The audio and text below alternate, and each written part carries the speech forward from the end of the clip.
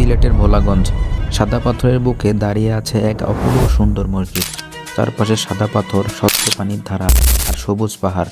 প্রকৃতি আর শান্তির এক অনন্য মিলনস্থল। সূর্যের আলোয় ঝলমল এই জায়গা যেন শুক্র স্বর্গ, যেখানে মনটা হয়ে যায় একদম প্রশান্ত। আজকে আমি আপনাদেরকে দেখাবো সিলেট সাদা পাথরের সুন্দরতম একটি মসজিদ, যেটা খুবই নেট দুনিয়ায় ভাইরাল।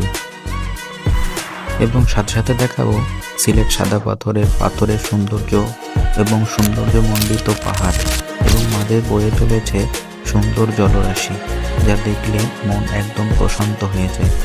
সব থাকছে আজকের ভিডিওতে, সম্পূর্ণ ভিডিওটির সাথেই থাকুন। যারা পেজটিতে নতুন অবশ্যই ফলো করে সাথে থাকবেন এরকম সুন্দর সুন্দর ভিডিও সাক্ষী হয়ে থাকার জন্য। তো আমরা সাঁকোটা দিয়ে পার হচ্ছিলাম ওই পাশে মসজিদটির কাছে যাওয়ার জন্য। যে মসজিদটি আসলে নেট দুনিয়ায় ভাইরাল বললেই চলে, এবং এখানকার পানিগুলো দেখেন কি পরিমাণ স্বচ্ছ, যা পাহাড় থেকে বয়ে আসছে। আমরা কিন্তু ওই যে ওই পাশে ছিলাম, ব্রিজের ওই পাশে আর কি, সাঁকো যেটা। এবার এখানে আসলাম, ওই যে ওই পাশে ছিলাম।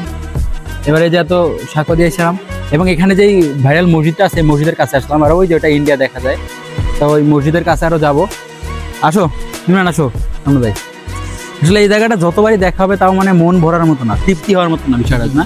অবশ্যই অবশ্যই। প্রকৃতি তো প্রকৃতিতে দেখলে কি আর শেষ হয়? প্রকৃতি যত দেখবেন ততই ভালো লাগবে, আর এটাই স্বাভাবিক। প্রকৃতির দেওয়ার মতো শেষ নাই কোনো, শেষ খালি দিয়েই যায়। একটা জিনিস দেখেন, এই যে প্রকৃতি তার আমাদের এত মানে কষ্ট করার পরেও এত সুন্দর একটা রিফ্রেশমেন্ট দিতেছে। আর আমরা কি করতেছি এই জায়গা থেকে, এই যে নিজেদের প্রকৃতি নিজে আমরা নষ্ট করি, ময়লা জিনিস ফেলাই, তারপরে প্রকৃতিগুলো নষ্ট করে ফেলাই।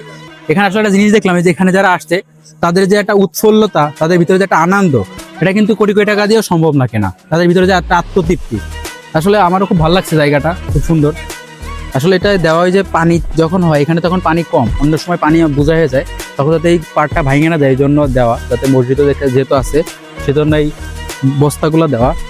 আর এই পরিবেশটা আসলেই স্বাধীন থাকার মতোই।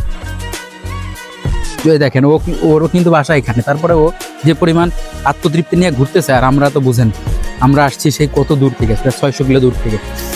এটা যেখানকার মানুষের যে উৎফুল্লতা, মানুষের মুখে যে হাসিগুলা, আসলে এগুলা ভাষায় প্রকাশ করার মতো না। আমরা দেখি তো আগুন ধরে কিনা এই পাথরে, দেখো তো দুইটা পাথর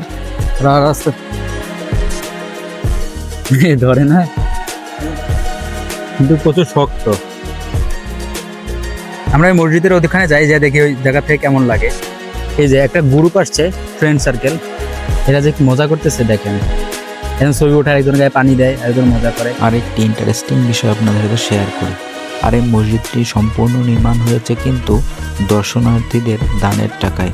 এটা কিন্তু একটা আজব বিষয়। দর্শনার্থীদের টাকায় যে সুন্দর একটি মসজিদ করা সম্ভব, এখানে না আসলে বুঝতেই পারতাম না। আজও যারা আসে এখানে নামাজ আদায় করার চেষ্টা করে। এই উপর থেকে কিন্তু নিচে দেখতে বেশি একটা ভালো লাগতেছে না এই জায়গাতে, কিন্তু ওই জায়গায় নিচের থেকে নিচে যত ভালো লাগতেছে, উপর থেকে একটু কমই ভালো লাগতেছে।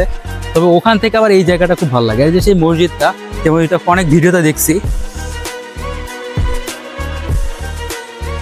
এই যে সেই মসজিদ, অনেক ভিডিওতে দেখছি এই মসজিদটা, সাদা পাথরের এই যে এই পানি কেন্দ্রিক এই যে মসজিদটা খুব সুন্দর সাজাইছে। যদিও মনে হয় মোটামুটি ভালো পর্যটক আসলে নামাজ কালামে লোক হয়।